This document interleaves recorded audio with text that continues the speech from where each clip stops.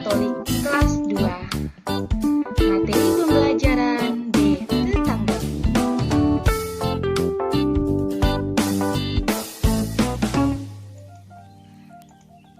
Apa yang dimaksud dengan tetangga?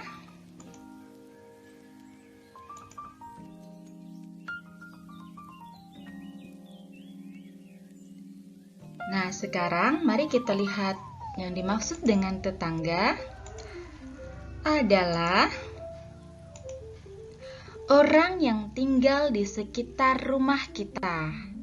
Nah, jadi orang yang tinggal di sekitar rumah kita itu disebut dengan tetangga, ya.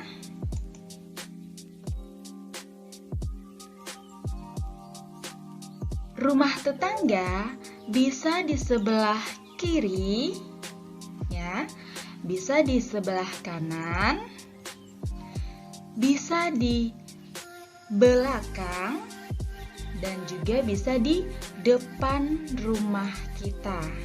Nah, ini ya, tetangga kita bisa di sebelah kiri, sebelah kanan, di belakang rumah, dan di depan rumah. Itulah yang dimaksud dengan tetangga, ya.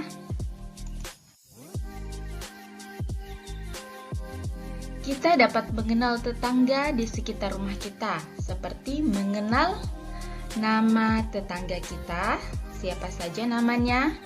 Kemudian, kita mengetahui jumlah anggota keluarganya. Jadi, kita mengetahui ada berapa orang sih tetangga kita itu. Ya, selain kita mengetahui namanya, kita juga mengetahui jumlah anggota keluarganya.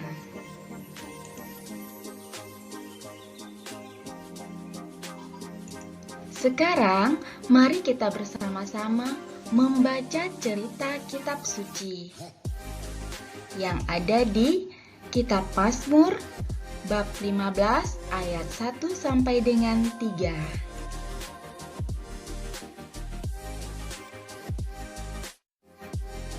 Kita sama-sama membaca bacaan kitab sucinya, ya. Ada di buku paket siswa juga, yaitu di halaman 169. Mari kita baca kutipan Mazmurnya dari tulisan Mazmur, bab dan ayatnya, ya. Sudah siap semuanya? Kita mulai. Kitab Mazmur bab 15 ayat 1 sampai dengan 3. Tuhan, siapa yang boleh menumpang dalam kemahmu? Siapa yang boleh diam di gunungmu yang kudus?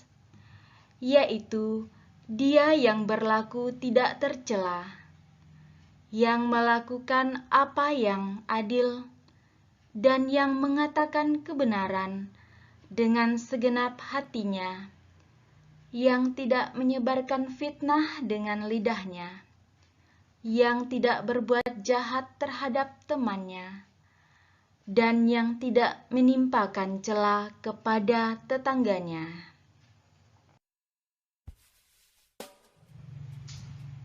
Mari kita mendalami bacaan kitab Mazmur yang baru saja kita bacakan bersama-sama tadi, ya. Nah, yang pertama Mrs. tanya, yaitu siapa yang boleh menumpang dalam kemah Tuhan? Pertanyaan yang kedua, mengapa kita tidak boleh jahat kepada tetangga? Nah, kitab Mazmur mengajak kita bersikap baik dalam hidup bertetangga.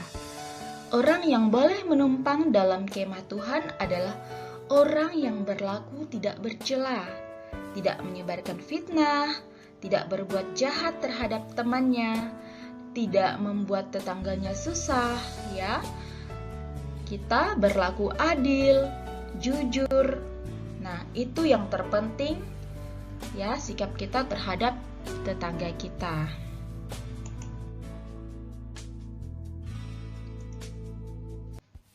Sikap kita terhadap tetangga juga yaitu saling menghormati dan bekerja sama, Mengapa kita harus saling menghormati dan bekerja sama? Ya, kerjasama dapat menambah keakraban antar tetangga.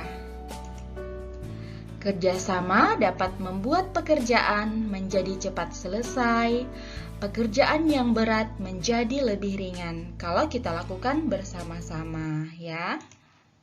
Nah, kerjasama juga dapat memupuk kerukunan sehingga lingkungan tempat tinggal kita menjadi aman.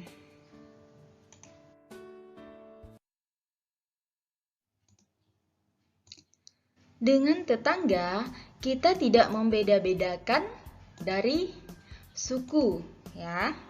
Misalnya, tetangga kita itu berasal dari suku A, suku B, ataupun suku C, dia adalah tetangga kita. Nah, kita juga tidak membedakan tetangga itu berdasarkan agama. Misalnya, ada tetangga kita yang beragama Katolik, Kristen, Islam, Hindu, Buddha, ataupun Konghucu, ya. Mereka adalah tetangga kita. Jadi kita tidak melihat perbedaan itu. Kita tidak melihat perbedaan suku ataupun perbedaan agama, ya. Karena kita sama-sama bangsa Indonesia, tanah air Indonesia yang terdiri dari berbagai macam perbedaan. Tapi kita itu tetap satu, ya.